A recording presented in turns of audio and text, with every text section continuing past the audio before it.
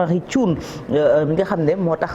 bokk na ci en tout cas di tax ñu gën ko xam ñu dem ànd ci ak Fatou Kiné dem ci fàttaliku bi dellu siwaat léegi. professeur Moustapha Souran ñetti fan ci weeru août 2020 ci la génn àdduna mu toll woon ci juróom-ñaar fukki at ak benn moom moomu nag ñu tàggat ko ci wàllug yoon mu nekkoon jàngalekat nekkoon itamit recteur bu université Cheikh Anta Diop bu Ndakaaru laata nag président Abdoulaye Wade di ko dénk ay ministère nekkoon jëwriñ ji ñu dénk wàllug njàng mi jëwriñ ji ñu dénk wàllug yoon ak jëwriñ ji ñu dénk forces armées ci Sénégal. kuréel gii ñu duppee COS-Petrogaz ngànk wàllu gaz bi ak pétrole bi ci Sénégal ñetti fan ci weeru août 2016 ci lañu ko samp kuréel gi nag li ko tax a jug dëgg rek mooy di gunge gouvernement bi ak président bi ci politique yi ñuy teg ci wàllu gaz ak pétrole. ñuy fàttaliku nag foqati nguur ga amoon ca Mauritanie ñetti fan ci weeru août 2005 loolee nag moo fa jëlee sax ka fa nekkoon njiitum réew di Mawiya Ould Sid Ahmed Taya. ñuy taxaw tey ci faatuk artiste comédien ba Thierno Ndiaye Dos ñetti fan ci weeru août 2012 gis nañu ko ci film Ousmane Sembène yu bari bokk na ci Gelwaar googu nag moo nekkoon ki ñu doon wax Pierre Henri Thioune loolu sax nag moo ko gënoon a siiwloo Ousmane Ndiaye doomam la tey mënees naa wax ni aw na ci tànki baayam boobu nga xamante ne nii nag dafay roy ci moom ndax jikko ya mu làmboo woon na. Thierno Ndiaye Dos foog naa ne àddina bi yëpp a ko xam waaw parce que c'était un artiste hors pair boo xamante ne nii ñëpp ko nanguloon di ci sant yàlla bu baax a baaxam nag ñun nag ñu nekk njobootam vraiment mu jur ñu dund ak moom ba yàlla def mu génn àdduna bàyyi ñu fi. ñu koy ñaanal yàlla fi mu jëm yàlla na ko malaayka yërmande teeru yàlla xaare ko aljana ci barke yonent bi. Gelwaar ndax ni mu ko doon incarné noonu la doon dundee donc ma leen ci xamal ne nu ko raw noonu la doon dundee ci Gelwaar waaw nu ko raw noonu la doon dundee waaw parce que lépp lu mu incarné ci Gelwaar rek. xamal ne lu ko raw mu ngi woon ci moom te noonu la doon dunde ndax je me rappelle très bien bi mu génnee àdduna ndeysaan ba artistes yëpp ñëw jaale si ko tonton Moussa Sène Absa ñëpp xam nañ ko ndeysaan dafa ñëw jaale ba pare ñuy dem mu téye sama loxo ñu ànd di dox ba mu yàgg mu xool ma ba mu yàgg ne ma sa papa kenn du moom sa papa était un vrai Gelwaar loolu la ma wax rek gestu rek jooy ndeysaan keroog ñëpp la jooyloo ñi fa teewoon ñëpp la jooyloo ndeysaan donc kon comme artistes yu mag yooyu ñooy def témoignage boobu ci moom asama ñun ñi nga xamante ni ñun la jur ñu dund ak moom ba yàlla jëlee ko fi ñu ciy sant yàlla bu baax nag di ci sant yàlla bu baax a baax waaw parce que kontaante rek lañ ci am ak mbégte vraiment ci fu suñu papa jaar yëpp ba tey ñun ñu nekk ci ay tànkam topp ci ay traçam vraiment di jéem pour mel ni moom xam nañ ne mënuñoo mel ni moom waaye danañ jéem lu ñu mën. baaraam buñ talal ab joxoñ la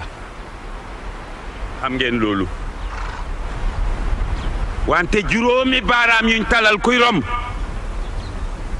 yelwaan la. un rôle qu'il a immortalisé Thierno Ndiaye Dos ndaxte saa yu ñu waxee Gelwaar wax Pierre Henri Thioune Marcel dañuy wax ba léegi Thierno Ndiaye Dos ñu koy fàttaliku comme ni ma ko waxee. donc mu joué quand même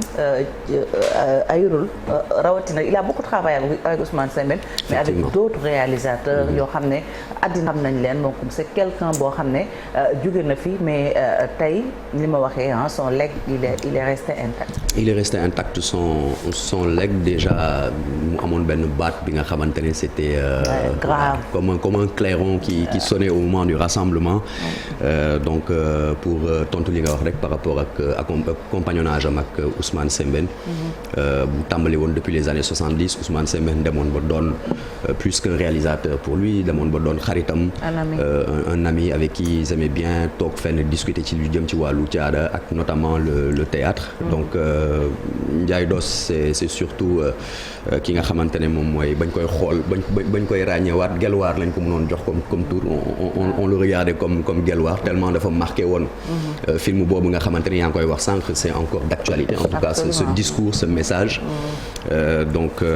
mu di benn long plaidoyer bu doon dénoncer l'aide alimentaire donc ba léegi c'est d'actualité donc mu doon benn long métrage bi nga xamante ne comme ni nga ko waxee tamit ça a précédé plusieurs autres lu mel ni Camp de Thiaroye mu ciy joué benn rôle combattant benn ancien combattant donc toujours réalisé par Ousmane Sembène et Thierno Faty Sow en 1987 mu amaale woon tamit Les Caprices d'un fleuve de Bernard Giraudot en 96 mu ci doon joué benn rôle Makuta la tuddoon ci biir boobu film Tableau Ferraille Moussa Sène Absa en 98 Carmen Gueye bu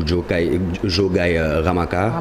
en 2001 Petite Lumière Alain Gomis donc Alain Gomis qui n'est pas du tey rek la commencé di def ay jaloore ci wàllu cinéma donc c'était en 2003 déjà La France toujours d'Alain Gomis en 2001 un peu plus récemment et puis Le Prix du Pardon bu Mansour Sorawad en 2001 mu daal di jouer le rôle d'un vieux tirailleur tamit dans le temps de la kermesse est terminé donc avec Éric Ebouaney mu nekkoon vraiment un artiste multidimensionnel qui n'aimait pas bëggul woon ñu koy xool comme ki nga xamante ne vedette la woon il se définissait comme un comédien avant tout donc qui a marqué notamment itam li nga xamante ne moom mooy série bu doon jàll à la RTS à l'époque Góorgóorlu avec Baye Ili voilà et Sen c'est ça voilà. Donc voilà c'est quelqu'un qui aura marqué notre enfance et puis yàlla na ko yàlla xaare aljana Thierno Ndiaye Doss Malick Thiandoum oui yàlla na ko yàlla xare àjjana en tout cas marqué na époque am mais njeexitalam peut-être la ñuy am tuuti regret parce que benn moment feebar bu yàgg. il était souffrant et alité il était souffrant alité demoon na ba nee na yëgatul ay cëram xamatul woon sax lan moo koy metti mu jàpp ne sax xëy na ay coono yu bari yu daje ci yaramam la demoon na aussi ba am problème mu honorer ses frais médicaux qui s'élevaient à 2,5 millions francs donc mu doon xaar ku ko ci dimbali mais pratiquement à part madame Sibi qui était à la BSDA moom joxoo am na lu mu ko jotoon jox ku ci mel ni Guédel Mbodj Buur Saloum parce que Guédel c'est quelqu'un également qui aide beaucoup les artistes ci benn moment jàppale woon na ko il avait besoin de cette maudite somme 2,5 millions pour jënd ordonnance mais presque dañ ko seetaan ba yàlla def li gën mais moom amoon na yaakaar ni dina dellu siwaat amoon na yaakaar ni dina ñëwaat pour bégalaat ñi nga xam ne tey ñoom ñooy les adeptes du cinéma et du théâtre mais c'est encore une fois un cri de cœur que je lance pour suñu artistes yi ndax ñu ci bari seen njeexital dafay métti dañuy nekk ci ay situation yu doy waar mais duñu am jàppale bi ñu war a jàppale te pourtant bégal nañ ñu fu nekk donc nañ leen di bàyyi xel ci côté boobu. Très bien il est 7h20 léegi ñu dem ci xibaar yi ànd ci ak Fatou Kiné Deme.